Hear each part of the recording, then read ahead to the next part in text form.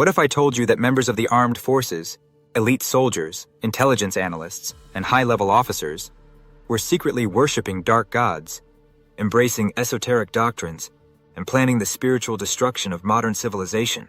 This isn't sci-fi. This is the Order of Nine Angles, and their roots go deeper than any of us imagined.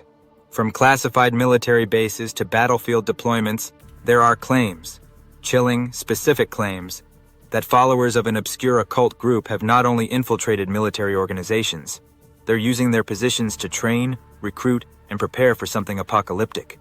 Some say it's just neo-Nazi LARPing. Others believe it's a psychological warfare experiment that got out of control. But what if the truth is far more dangerous? Stay with us as we unravel the shocking connections between ONA and the world's militaries, and ask the terrifying question no one else dares to say out loud. Hi friends, and welcome to the channel where we shine a light on the hidden, the forbidden, and the stories the mainstream refuses to touch. If you're tired of being lied to, if you're done with surface-level news, and want to dig deeper into what's really going on behind the scenes, you're in the right place. So before we dive in, do me a favor. Hit that like button, subscribe, and turn on notifications. Because what we're about to uncover might just change the way you see the world, forever. Today's topic? It's one of the most disturbing connections we've ever investigated. The Order of Nine Angles, and its infiltration of the military. This isn't theory. It's documented, and it's darker than you can imagine. The Order of Nine Angles, or ONA, is not your average occult group. It blends elements of Thelemic mysticism, ancient paganism, Islamic extremism, and National Socialist ideology. It's like Aleister Crowley, Adolf Hitler, and Charles Manson had a baby and trained it in guerrilla warfare. ONA's central belief? That Western civilization is spiritually bankrupt and must be destroyed, not through politics or protest, but through acts of chaos, subversion, and ritual violence. They preach culling, the idea that committing murder under certain spiritual conditions is a path to personal enlightenment. But here's where it gets really unsettling. One of the group's core teachings is something called the insight role. It's a spiritual mission in which a follower adopts a socially powerful identity for a set period, becoming a cop, a prison guard, a political operative, or a soldier. That's not speculation. That's doctrine. ONA instructs its followers to infiltrate the military, and not just for access to weapons and tactics, but for real-world training and destruction. So is it working?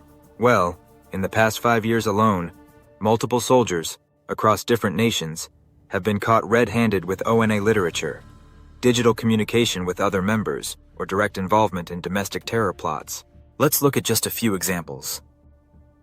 Ethan Melzer, U.S. Army private, was arrested in 2020 for allegedly plotting with ONA-linked extremists to ambush his own unit in a deadly attack. According to federal prosecutors, Melzer admitted he wanted to maximize casualties and described his plan as massive and heroic. He wasn't acting alone. He had been communicating with others via encrypted platforms, sending them military intelligence, base layouts, and troop movements. In the UK, Mikey Sutton, a British Army Lance Corporal, was found with ONA texts and digital propaganda. He had connections to a neo-Nazi cell inspired by ONA, and authorities described him as part of a network, not a lone wolf.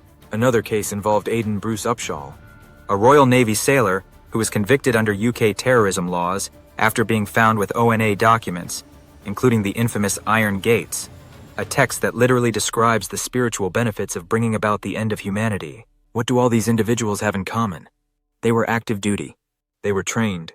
And they weren't just reading about ONA, they were acting on its ideology. Now ask yourself, how many haven't been caught?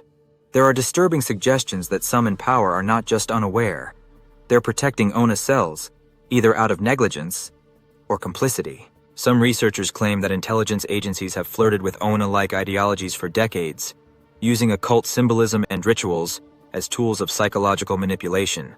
Let's not forget Operation Gladio, a real Cold War program where NATO covertly armed fascist militias across Europe to counter leftist influence. Is it really such a stretch to think they might also tolerate radical ideologies in order to control or exploit them? Or, here's the most disturbing possibility yet. What if elements within the military are sympathetic to ONA's worldview? Think about it. A group that glorifies war, worships strength, despises weakness, and believes society must be cleansed through chaos. How many would find that philosophy seductive? There are two prevailing theories among investigators and whistleblowers. Theory 1. ONA is real.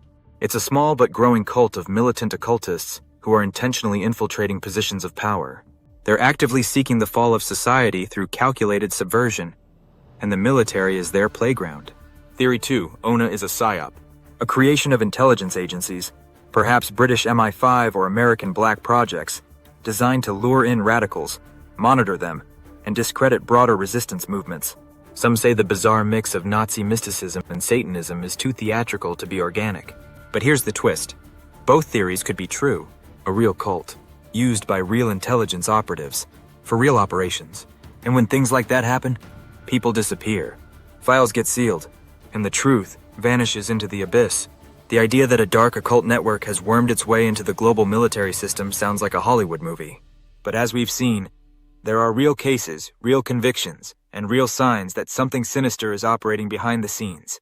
Whether it's a rogue cult, a failed psyop, or a tool of hidden elites, one thing is clear. The Order of Nine Angles is not a myth, and their influence might be closer than we think.